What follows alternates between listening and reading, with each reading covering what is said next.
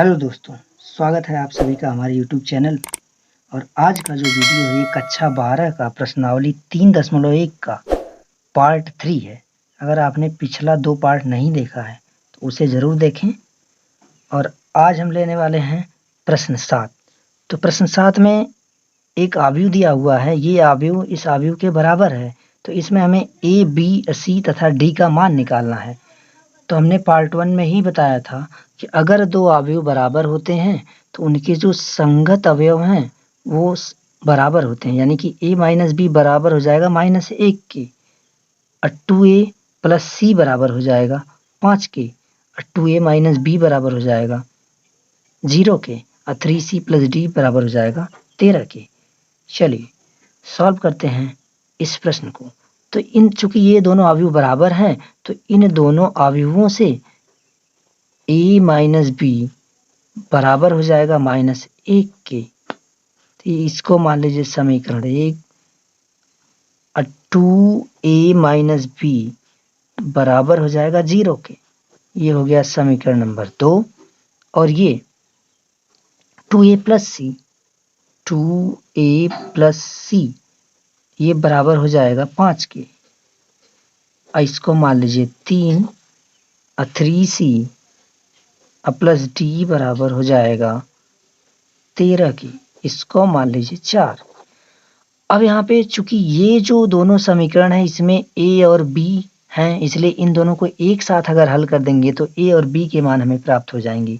और इसमें चूंकि a है, इसमें a इसमें नहीं है, तो पहले इससे हम a का मान निकाल के इसमें रखेंगे तो इससे c का मान निकल जाएगा, और जैसे ही c का मान मिलेगा इसमें c का मान रखेंगे तो d का मान निकल जाएगा। चलिए इन दोनों को पहले सॉल्व करते हैं।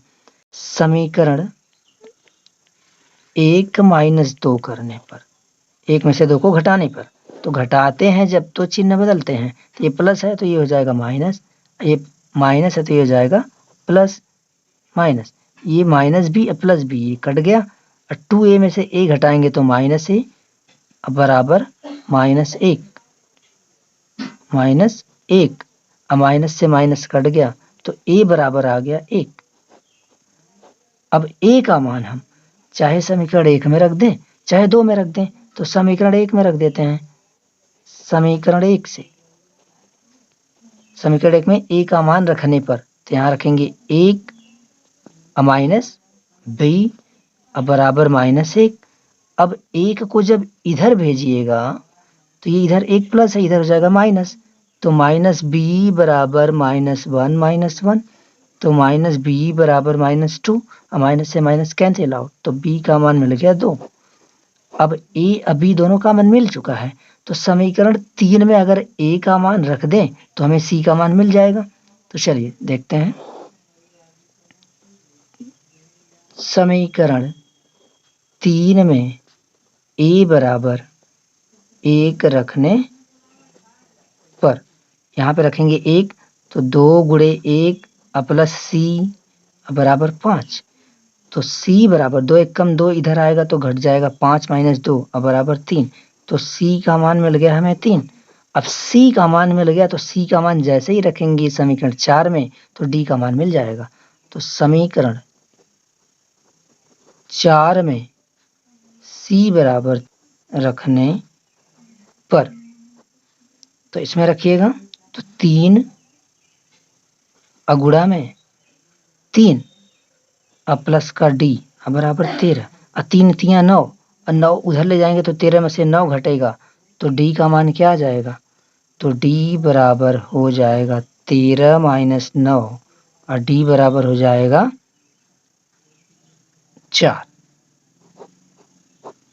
तो यहाँ हमें मान मिल गया a बराबर 1, b बराबर 2, और c बराबर 3, और d बराबर 4। यही हो गया हमारा फाइनल आंसर। चलिए बढ़ते हैं आज के अगले प्रश्न पर, क्वेश्चन नंबर 8 पर। तो क्वेश्चन नंबर 8 को हमने लिख लिया। a बराबर aij गुणे n एक वर्ग अवयव है यदि, 4 ऑप्शन इसमें दिया है कि ये एक वर्ग अवयव कब होता है। अगर आपने हमारा पार्ट 1 नहीं देखा है तो उसे अगर आप देखेंगे तो ये एकदम क्लियर हो जाएगा कि वर्ग अवयव होता क्या है।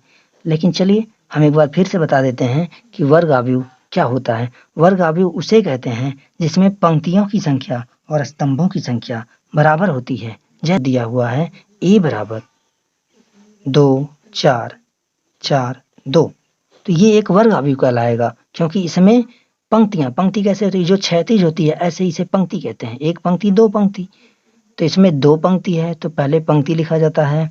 स्तंभ कितने हैं, एक स्तंभ दो स्तंभ, स्तंभ भी दो हैं तो पंक्ति स्तंभ बराबर है। अब पंक्ति को कहते हैं यम, स्तंभ को कहते हैं यन, तो यहाँ पे यम यन दोनों बराबर है, यानी कि कोई अवयव वर्ग अवयव तभी होगा जब यम का मान यन के मान के बराबर हो जाए, यानी कि पंक्ति और स्तंभ दोनों बराबर हो जाए, अर्थात यम बराबर यन होना चाहिए।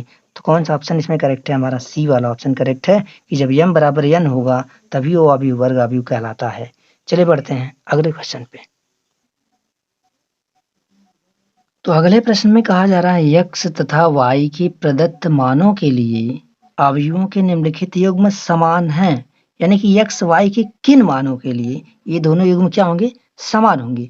अगर ये दोनों युग्म समान होंगे तो ये वाला अवयव इसका 0 के बराबर होगा, ऐसे ही ये वाला अवयव 5 के बराबर होगा, और ये बराबर होगा 8 के, और ये बराबर होगा 4 के। तो हमें 4 समीकरण प्राप्त होंगे। तो 3x, यानी कि ये दोनों अवयव अगर बराबर हैं तो 3 बराबर तभी होगा, कब होगा, जब बराबर हैं तो ये अवयव इसके बराबर होना चाहिए। तो 3x प्लस का 7 ये हो जाएगा 0 के बराबर। तो इससे x का मान अगर निकालेंगे x बराबर -7 बटे में 3 आएगा,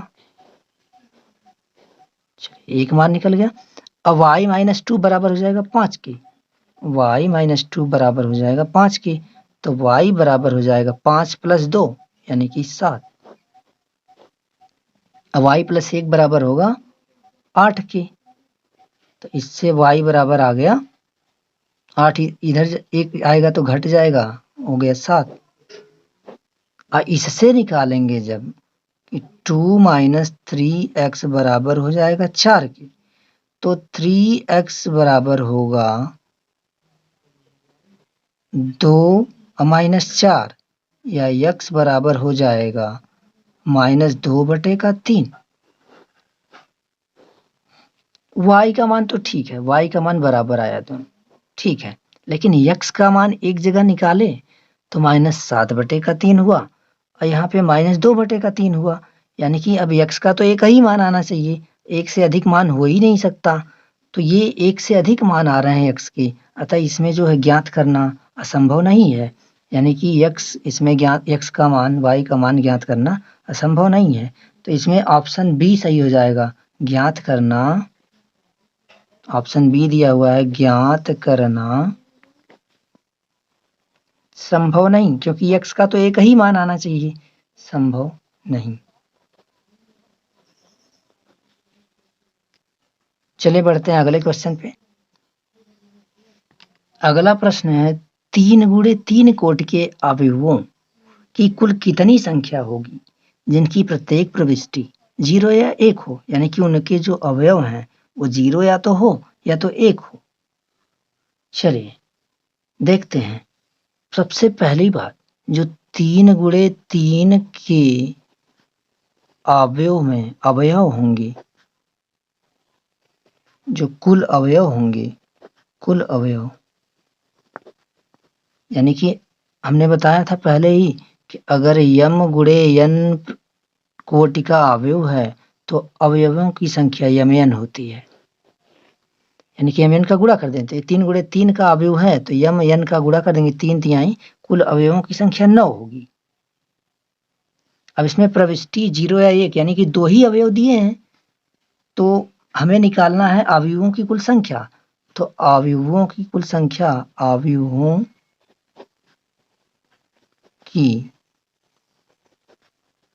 कुल संख्या निकालना है तो 2 ही अवयव हमें भरने हैं उसमें, तो 2, और कुल अवयव कितने हैं 9, तो 2 की पावर 9, और इसको सॉल्व कर देंगे तो 2 का गुणा 9 बार, 2 × 2 × 2 × 9 बार करेंगे, 2 की पावर 9, तो ये हो जाएगा 512, यानी कि कुल 512, यानी कि ऑप्शन डी सही है।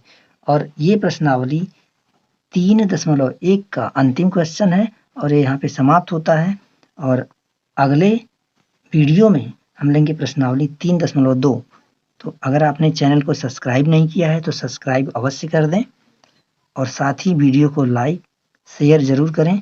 साथ ही कमेंट करना बिल्कुल ना भूलें। अगर कोई समस्या है किसी प्रकार की, कौन सा वीडियो चाहिए, अगर चाहिए तो जो चाहिए हमें कमेंट में ज़रूर बताएं। धन्यवाद।